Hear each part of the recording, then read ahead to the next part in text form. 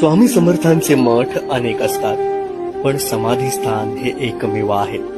अक्कलकोटमध्ये असलेल्या या समाधीस्थानी माणूस त्याच्या पुण्याने आणि कर्माने येतो असं म्हणतात.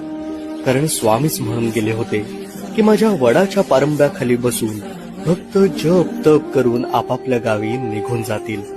असं ते कित्येक वर्ष करतील. ज्या दिवशी त्यांचे कर्म शुद्ध होतील, पाप नाहीसे होतील, त्या दिवशी ते या समाधीस्थळी येतील आणि याचं महत्व जाणतील. स्वामी पहिल्यांदा अक्कलकोटला आले ते या चोळप्पा महाराजांच्या घरी. 21 वर्षे इथे त्यांचं वास्तव्य होतं. चोळप्पा महाराजांनी या काळात त्यांची खूप सेवा केली. स्वामींच्या प्रस्थानाच्या वेळी चोळप्पांच्या भक्तीवर प्रसन्न झालेल्या स्वामींनी तुला काय हवं असं मागितलं. तेव्हा त्यांनी मागितलं की मला पैसा संपत्ती यापैकी काही नको, तुमची समाधी माझ्या घरी राहू दे.